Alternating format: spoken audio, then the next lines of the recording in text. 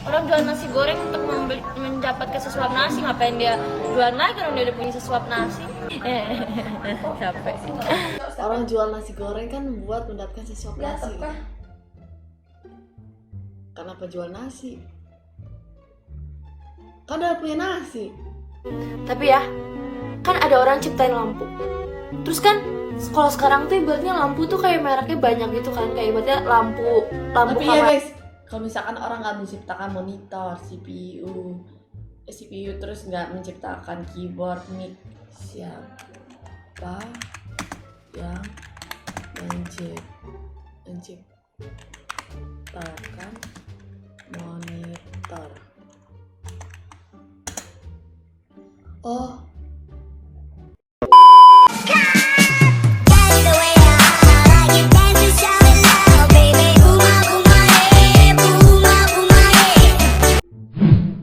Tapi mama yang isi tuh cookies, mama bilang kita yang bungkus, cuki. Mai, terlalu nih hati dapat tulus akal pangwani. Mangiri kuala lantaran intan sobiwa kedua. Kau bagilah di status, habis itu mas status akang pak kita. Kita cuma dapat komen begitu kan nama status akang. Sese, tahu diri. Tapi mama yang isi tuh cookies, mama bilang kita yang bungkus, cuki. Mbak, duduk ya.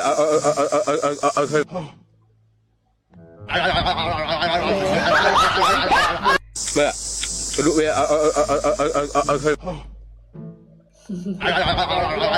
Tragedi terbang.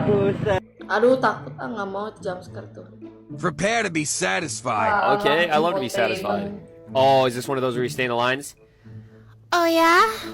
Yeah, I love this. Yeah, finish it. Oh, finish it. Hi, He's gonna do JK. Prepare to be satisfied. Okay, I love- Kenapa sih kesel banget? Kalina.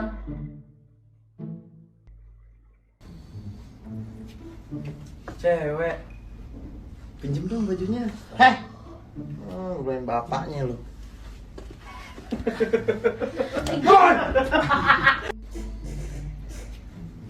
Cewek, pinjem dong bajunya. Lupain bapaknya lu.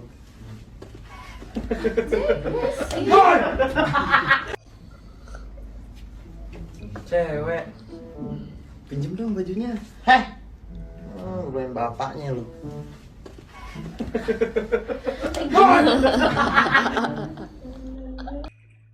Mungkin orang yang bikin Xiaomi gini kan, dia kan lagi lapar ya Ci. Terus dia ambil lagi bikin handphone ya kan, kayak aduh susah banget sih bikin nama produk, sih makan somai Saya berjanji tidak akan bebas. Dia mati dulu. Oh Xiaomi, ada Kamu dia tahu nama nggak Xiao artinya apa? Itu ada bahasa yang Mandarin. Oh iya, Iya. apa? Xiao itu kecil. kecil mie. Mie itu enggak, mie itu kemarin kata Kak Selin beras. Beras kecil. Kenapa Xiaomi beras kecil? Kan dia handphone bukan jualan beras. Ya nggak tahu kan, siapa tahu filosofinya beras dengan beras kecil itu, maksudnya beras itu kan makanan. Jadi dengan menjual Xiaomi kan bisa memberikan Seberas income, jadi buat makan gitu. Orang jualan somai untuk mencari untuk sesuap nasi gitu.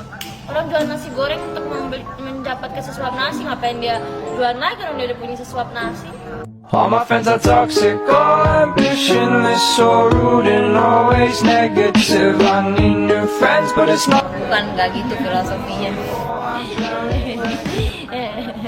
Capek. Mungkin orang yang bikin Xiaomi gini kan, dia kan lagi lapar ya Ci. Terus dia ambil lagi Orang jual nasi goreng kan buat mendapatkan sesuap Ya, nasi. apa? Kenapa jual nasi? Kan udah punya nasi.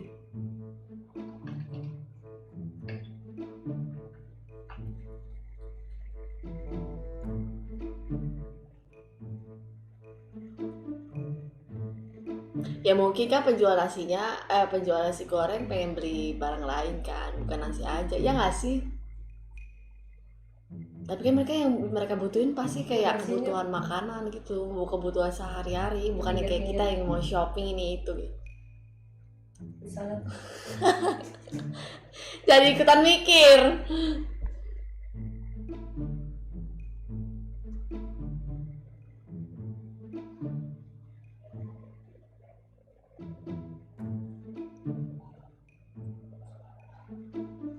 dia nyari uang bukan. Tapi oh sebenarnya tapi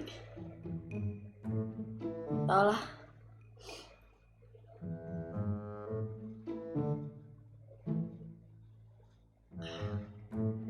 Dari sana mereka. Sumpah gue jadi mikir asu lah. Dah.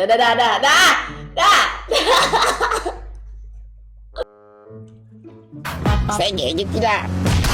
Subhanallah, bang, itu saya lihat kemana nih? Tidak jadi gege. Rebecca dulu, subhanallah. Sini kok, belakang mobil. Sabar kok.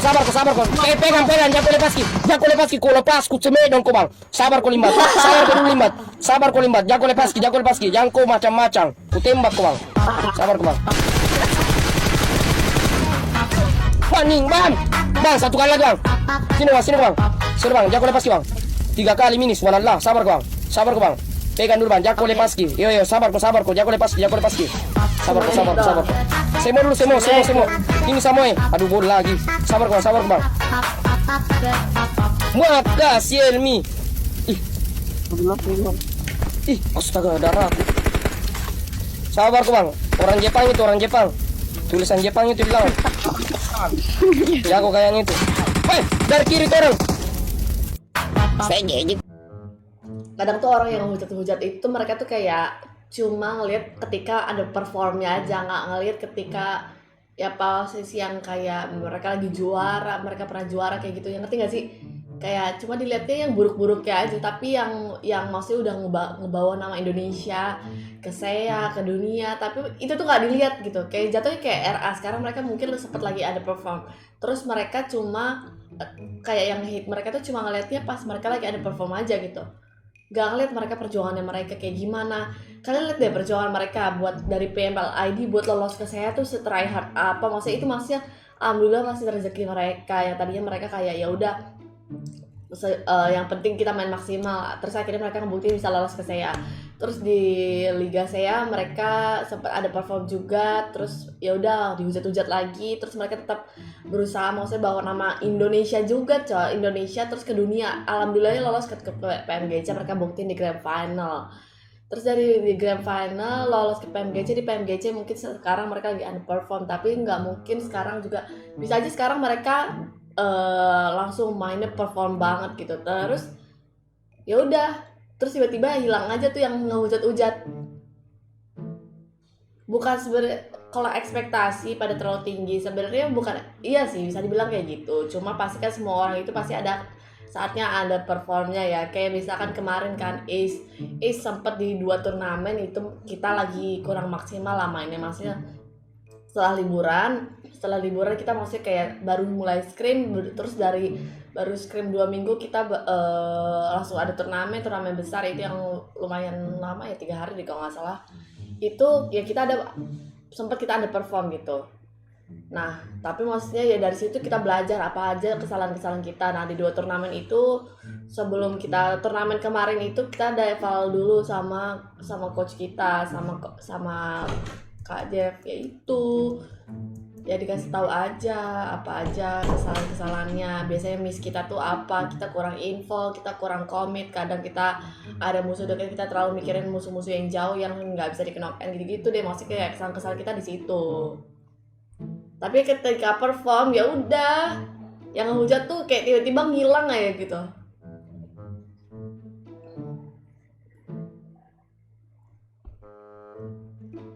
Ngerti kan maksudku? Kayak ya udah, maksudnya ketika ada perform pasti aja yang dilihatin buruk-buruknya aja. Tapi kayak kalau memang kalian benar-benar fans ya gitu, kalian pasti bakal ngerasa sedih juga gitu ketika orang itu ada perform tapi kita tetap support. Kayak kalian kan kayak RA week lalu kan mereka lagi perform, terus kalian ya emang bener-bener fansnya tuh ngerasa sedih juga gitu. Pasti kayak anjir, ikutan sakit hati gitu mereka nggak lolos. Sama kayak aku juga gitu, kayak anjir sedih banget gitu mereka nggak lolos. Tapi ya itu masih tetap support mereka. Terus kayak kadang ngehujat-hujatnya kayak Allah kebanyakan bucin. Kalau kalian tuh punya bucinan, terus ketika kalian turnamen itu kalian nge-boosting. Karena tergantung sih cewek lo emang pasangan lo kerjanya cari ribut doang, akhirnya bikin mood lo jelek apa gimana. Dan Dan maksudnya kalau misalkan dia emang nge-support kalian ketika mau turnamen, kalau bisa jangan dibuat mood yang nggak bagus gitu. Terus kalau sebisa mungkin disupport terus kayak lagi ada perform jangan dicari kesalahannya, tapi maksudnya kayak tetap support, kayak enggak, kamu tadi udah bagus kok tapi lebih baiknya kalian kayak gini, kalau kamu lebih baiknya kayak gini, kayak gitu.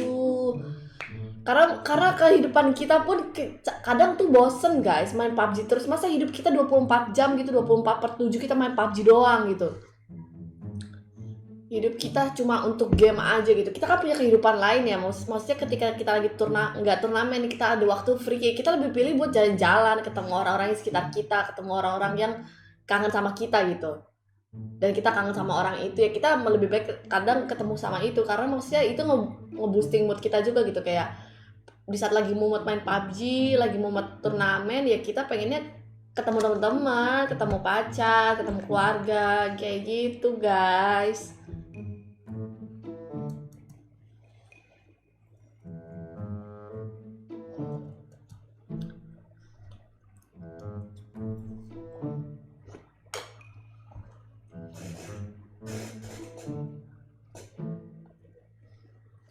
Ya kayak gini deh, misalkan nih kalian turnamen terus habis turnamen kalian main PUBG lagi, terus kayak padahal lagi nggak mau main PUBG nih, tapi kita paksa main PUBG terus. Akhirnya karena misalkan tusun, kita jadi bete sendiri, terus nggak mau, terus kadang ngerasa kayak kok gue cukup banget ya, jadi kayak ngerasa kayak gitu. Jadi kadang makanya lebih baik kayak ya udah kita nongkrong, pergi kemana yang nge-refresh otak kita nih biar nggak mumet, nggak stres. Itu kenapa kadang tim itu setelah turnamen mereka ada bonding lagi, karena bonding itu yang nge-refresh otak kita gitu.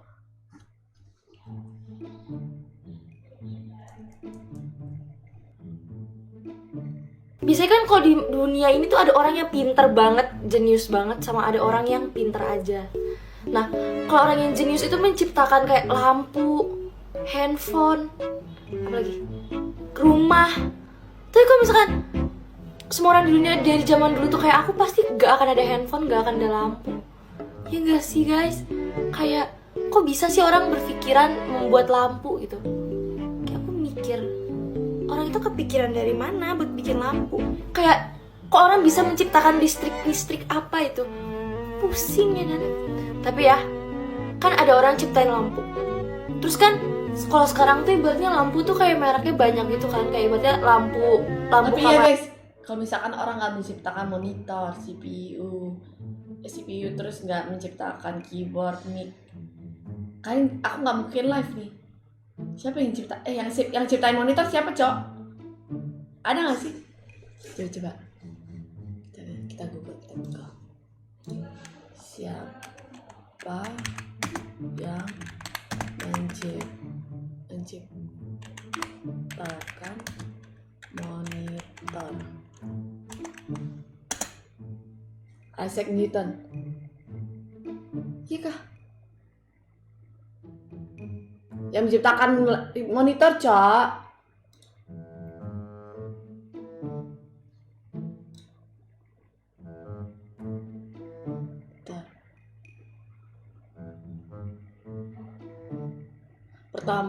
Komputer fase pertama terjadi pada tahun 1855, ditandai dengan penemuan tabung sinar katoda oleh ilmuwan dari Jerman yang bernama Heinrich Gebler. Bapak dari monitor tabung. Teknologi tabung sejak awalnya memang dikembangkan untuk merealisasikan monitor, namun kristal cair masih menjadi fenomena kimia selama 80 tahun berikutnya. Frame pertama ahli kimia asal-asalnya meletakkan dasar pengamal. Oh,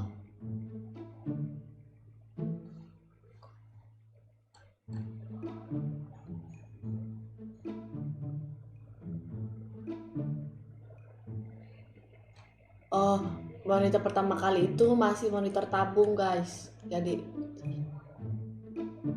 penemuannya itu oleh Heinrich Gebler. Iya kan? Kalian cari deh sejarah dan perkembangan monitor dari masa ke masa.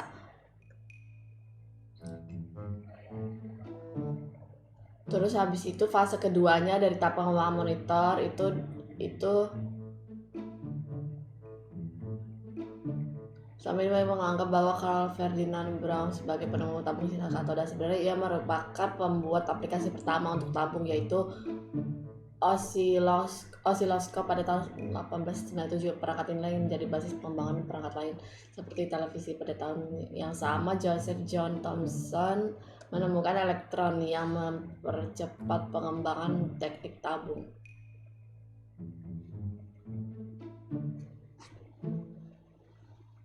Oh, kalau keyboard keyboard.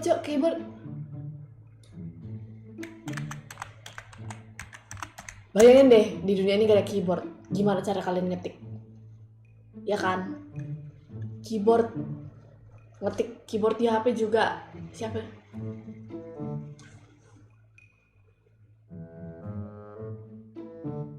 Tata letak QWERTY dirancang dan dibuat pada tahun 1870-an oleh Christopher Latham Scholes, seorang editor dan pencetak surat kabar di tingkat. Penemu keyboard pertama guys, Christopher Latham Scholes. Ya. Terus yang menciptakan mouse. Ini pengetahuan, coy, sabar. Penemu mouse komputer tutup usia. Penemu. Udah meninggal. William Bill.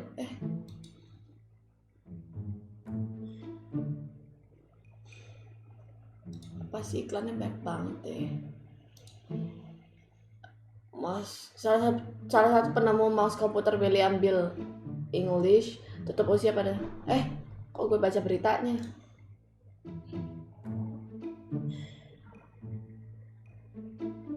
Oh, dia jadi si William Bill English itu tuh ngerancang dan mengembangkan mouse itu di lembaga riset Stanford pada tahun 1963 sama Douglas Engelbart. Penemu CPU. Oh iya benar. CPU. Nih, penemu CPU itu bentar deh. Charles Babbage. Ada juga yang mengatakan mahasiswa Universitas Pennsylvania dan pemerintah Amerika Serikat menemukan pertama kali karena berhasil mendesain UNIVAC. Ada juga yang mengatakan Dr. John V. Atanasov dan mendesain komputer digital yang bernama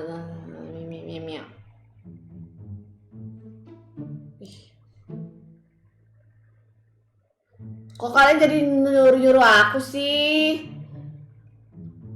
Udah capek nyarinya. Kalian cari sendiri, search sendiri. Jadi nyuruh gue loh. Penemu Yuhai. Asyik lah. Bapak ibunya yang menciptakan seorang Yuhai, guys ya.